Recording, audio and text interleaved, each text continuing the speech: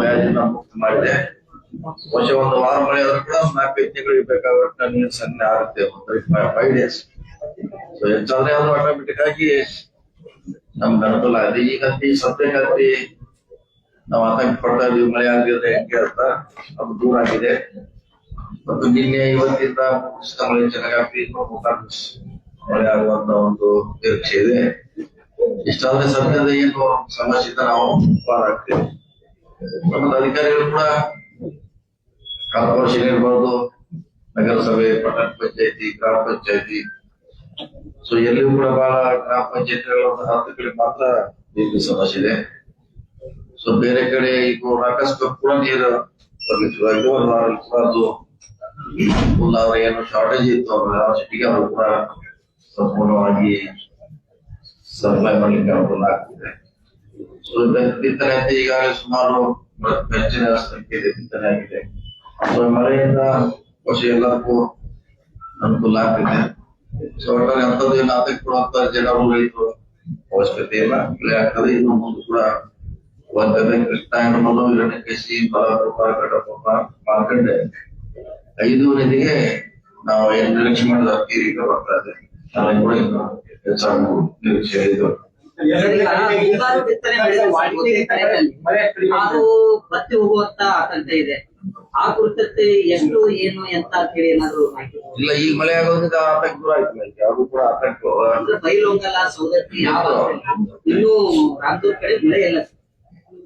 ಮಳೆ ಆಗ್ತಾ ಇದೆ, ಅಲ್ಲಿ ಜೋರ್ ಇಲ್ಲ ಕಡಿಮೆ ಮಾತ್ರದಲ್ಲಿ ಆಗ್ತಾ ಇದೆ. ಸೊ ಇದು ಇನ್ನು ಮುಂದೆ 5 ವರ್ಷ ಮುಂದೆ 5 ದಿವಸ ಬರ್ತಾ ಇದೆ. ಸೊ ಅದರ ಆತಂಕಗಳು ಹಂಗೆ ಬೆಳೆ ವಿಫಲ ಆದ್ರೆ ಮುಂದಿನ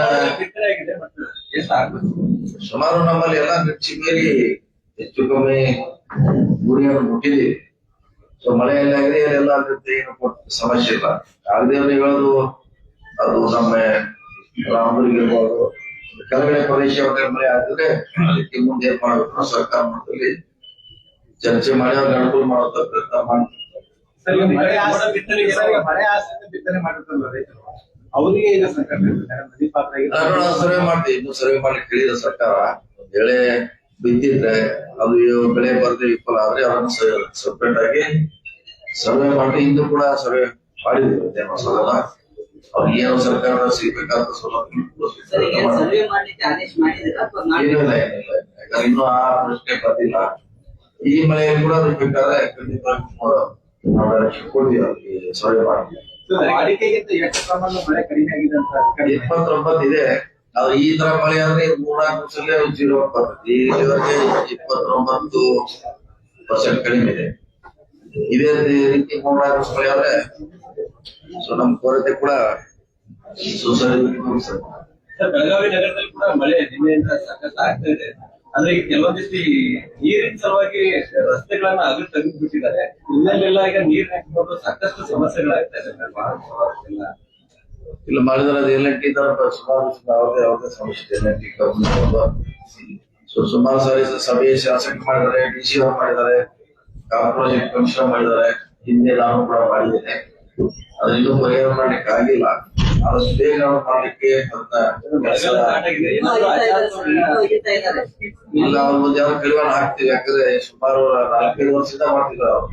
ಈಗ ಮಳೆ ಆಗ್ತಾ ಇದೆ, ಬೈಲಮ್ಮೂರು, ಬಹುತೇಕ ರಸ್ತೆಗಳ ಸರಿಯಾಗಿಲ್ಲ, ಎಲ್ಲ ಕೆಂಪಮಯ ಇರುವಂತ. ಹಾಗಾಗಿ ಅಲ್ಲಿ ಏನ್ ಮಾಡ್ತೀರಿ ಅಂತ ನೋಡೋಣ. ಎಲ್ಲೆಲ್ಲಿ ಅತ್ಯಂತ ಕೆಟ್ಟದೇ ಪ್ರೋಗ್ರಾಮ್ ಮಾಡ್ತೀವಿ.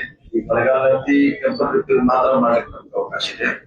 ಸೊ ಡಿಸೆಂಬರ್ ನಲ್ಲಿ ಮತ್ತೆ ಅದನ್ನ ಹೊಸದಾಗಿ ರಸ್ತೆ ಮಾಡ್ಲಿಕ್ಕೆ ನಾವು ಪ್ಲಾನ್ ಕೊಡ್ತೀವಿ. ಬೆಳಗಾವಿ ಜಿಲ್ಲೆ ಇನ್ನು ಮೋಡ ಬಿತ್ತನೆ ಮಾಡುವಂತ ಪರಿಸ್ಥಿತಿ ನಿರ್ಮಾಣ ಆಗಿಲ್ಲ.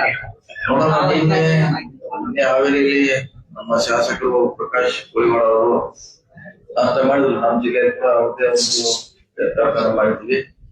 ಈಗ ನಾಳಿಂದ ಬಹುಶಃ ಹಾವೇರಿ ಪ್ರಾರಂಭ ಮಾಡ್ತಾರೆ.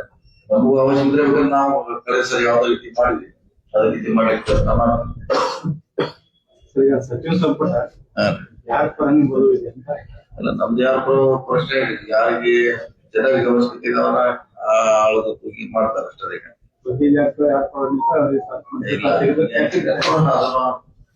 ಸರಿ, ನಮ್ಮ ಪಕ್ಷ ಆಳದ ತೂಗಿ ಮಾಡ್ತಾರೆ.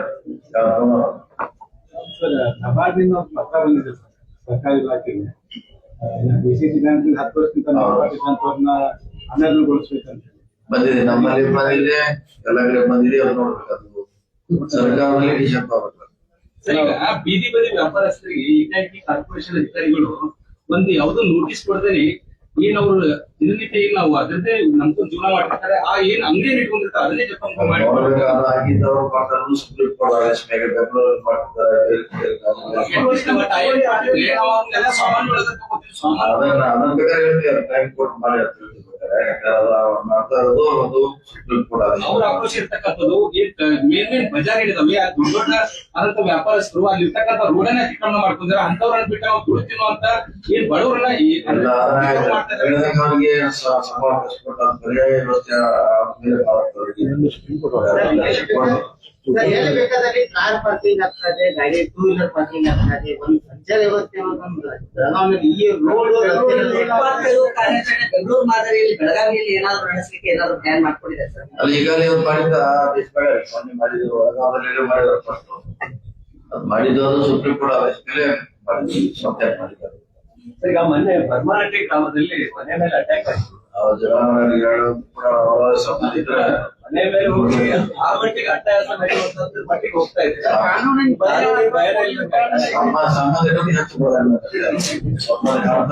ಸಂಬಂಧಿಕರು ನಾವು ಬೇರೆ ದೇಶದಿಂದಲ್ಲ ಅವರೆಲ್ಲ ಮಾಡ್ತಾರಂತೆ. ಮತ್ತೆ ಹೊಂದಾಣಿಕೆ ಮತ್ತೆ ಅಲ್ಲ, ಏನ್ ಮೆಸೇಜ್ ಹೋಗುತ್ತೆ? ಮೆಸೇಜ್ ಈಗಾಗಲೇ ಕೇಸ್ ಹಾಕಿದಾರೆ, ಗುರುಮೂಲ್ ಅರೆಸ್ಟ್ ಮಾಡಿದ್ದಾರೆ. ಅದೆಲ್ಲ ಮಾಡಿದಾರೆ. ಕಾನೂನಿಂದ ಏನ್ ಮಾಡ್ಬೇಕದೆಲ್ಲ ಮಾಡಿದಾರೆ.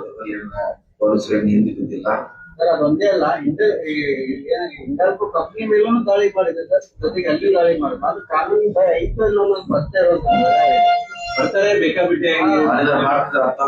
ಸುಮಾರು ಘಟನೆಗಳು ಬೆಳಗಾವಿ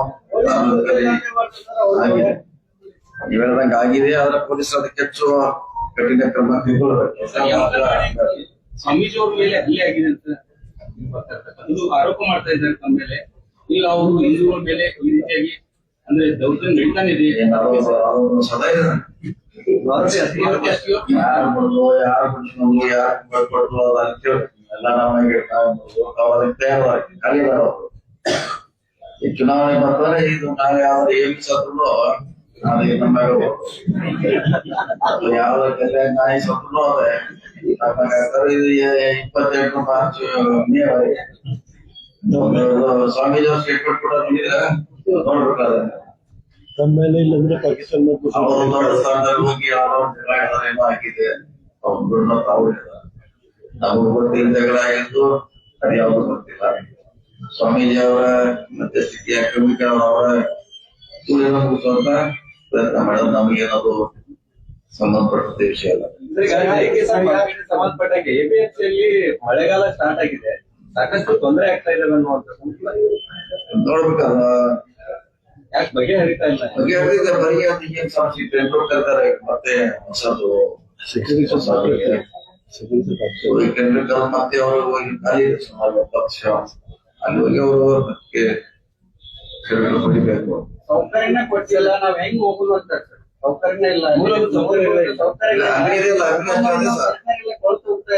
ಅಂಗಡಿಯನ್ನ ಅದೇ ಅವ್ರು ಬರಕ್ ಕೊಡ್ಸಿದ್ರು ಟೆಂಪರರಿ, ಅದು ಕಾನೂನಲ್ಲಿ ಅವಕಾಶ ಇಲ್ಲ. ಕಾನೂನು ದೃಷ್ಟಿಯಿಂದ ಕೊಟ್ಟಿವಿ. ಈಗ 70 ಅಂಗಡಿಗೆ ನಾವು ಆಕ್ಷನ್ ಮಾಡ್ತಾ ಇದೀವಿ, ಒಂದು ಕೋಶ ಮಾಡಿರ್ಬೋದು, ಅಲ್ಲಿ ಹೋಗೋದಕ್ಕೆ ಅವಕಾಶ ಇದೆ. ಸೊ ಅದಕ್ಕೆ ನಮ್ಗೆ ಹೆಲ್ಪ್ ಮಾಡೋದಕ್ಕಿಂತ ಸರಿ, ಒಂದ್ ಕಡೆ ಬರ, ಇನ್ನೊಂದ್ ಕಡೆ ನೆರೆ ಆಗುವಂತ ಸಾಧ್ಯತೆ ಇದೆ. ಇಂತಹ ಸಂದರ್ಭದಲ್ಲಿ ಈ ಸಚಿವ ಸಂಪುಟ ಅಂದ್ರೆ ಸಚಿವರೇ ಇಲ್ಲ, ಅದನ್ನ ಯಾವಾಗ ಪೂರ್ತಿ ಮಾಡ್ತಾ ಇದ್ದಾರೆ? ಮಾಡ್ತಾರೆ, ಇದೆ ನಮ್ಮ ಆಗುತ್ತೆ. ಕೃಷಿ ಸಚಿವರು ಯಾಕಂದ್ರೆ 20 ಜನ ಮಂತ್ರಿಗಳು ಖಾಲಿ ಇದೆ, ಕೃಷಿ ಸಚಿವರೇ ಇಲ್ಲ.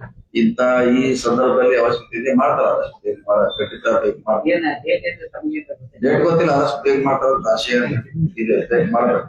ಸರ್, ಈಗ ಒಂದು ಹೇಳಿಕೆ ಸಾಕಷ್ಟು ವೈರಲ್ ಆಗ್ತದೆ. ರಮೇಶ್ ಕತ್ತಿ ನಾಗರಾವ್ ಇದ್ದಂತೆ ನೀವು ಮತ್ತೆ ಅಲ್ಲೇ ಬೇರೆ ಇಲ್ಲ ನಿಮ್ಗೆ, ಬೇರೆ ಎಲ್ಲ ಅವ್ರು ಬಿಟ್ಟು ನಿಮ್ಗೆ ಅಲ್ಲಿ ಬಿಟ್ಬಿಡಿ, ಅದೇ ಮಾಡೋದು. ಅದಕ್ಕೆ ತಮ್ಮ ಬೆಂಬಲಿಗರು ಗೊಂದಲ ಮಾಡ್ತಾರೆ ಸಮಾಜಕ್ಕೆ. ಅವ್ರಿಗೆ ಇಲ್ಲಿ ನಿಮ್ಮ ಕ್ವಶನ್